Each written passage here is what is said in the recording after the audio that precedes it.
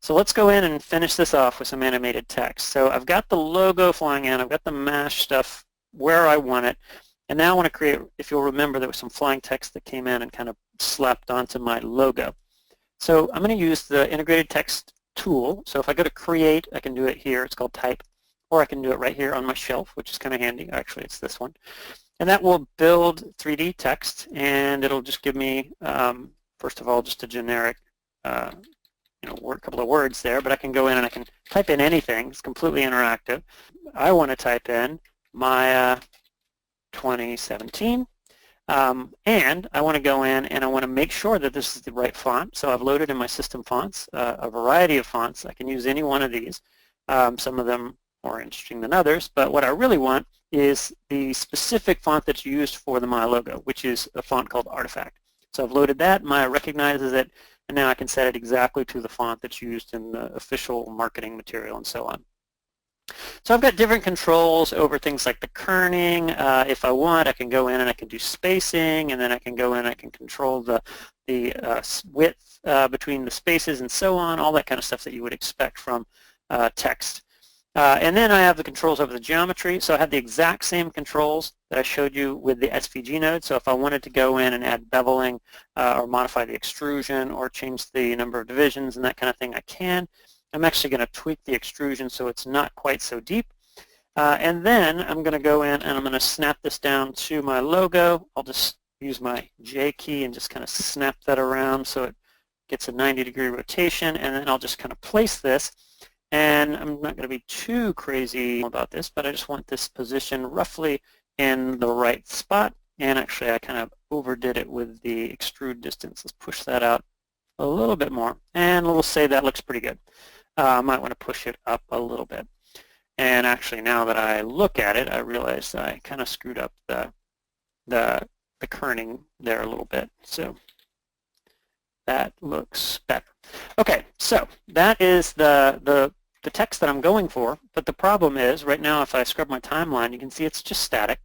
Now I could animate this. This is just a node in Maya. I can animate it. I can actually go in and I can grab an individual letter and I can pick that up, move it around, rotate it, scale it, do whatever I need to do. I can animate that if I want to animate things manually, and I might want to do that. But what I really want to do here is use the built-in animation. So the built-in animation is just on the actual type node itself. Now the cool thing about this is it can apply to any text that's loaded into this node. And I just want to figure out where I want this animation to be. You can see right now it's static. The logo flies in, and then the text is just static there. I want it actually to fly in from a different spot and kind of slap into place. So I'll say somewhere around frame 100 maybe I want this to settle into place. And then maybe somewhere around 60 or 70 I want it to fly in from the side. So I can start to edit these values, position, rotation, scale, and so on.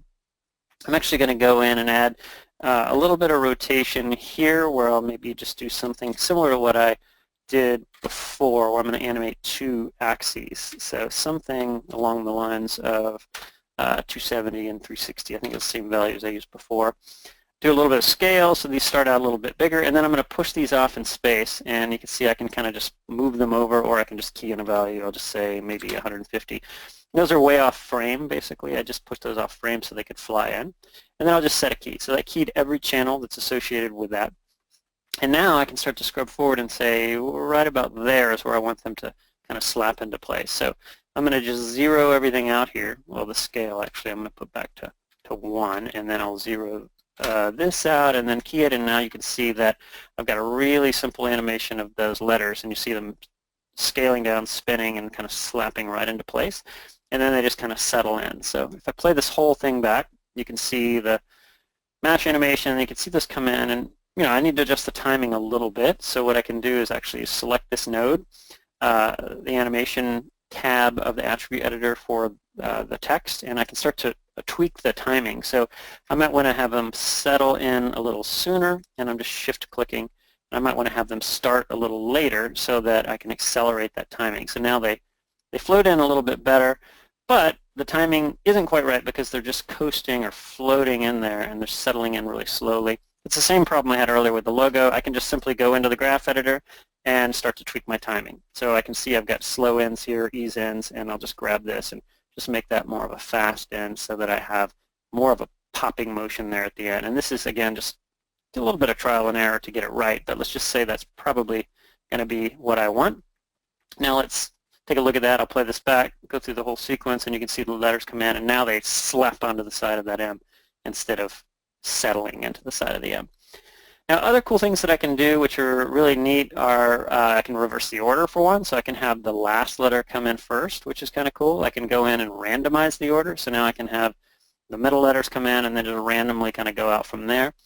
And then ultimately, this is non-destructive, so let's say I decide I want to repurpose this for my blog named My Oh Maya. So I'm going to call this My Oh Maya, and I just need to adjust the scale a little bit, maybe something like that, but it's going to be the same exact animation, but with completely different letters. So if I need to change the spelling, or if I have a new word that needs to be associated with my flying logo, I can add that really easily without destroying all the animation that I've created.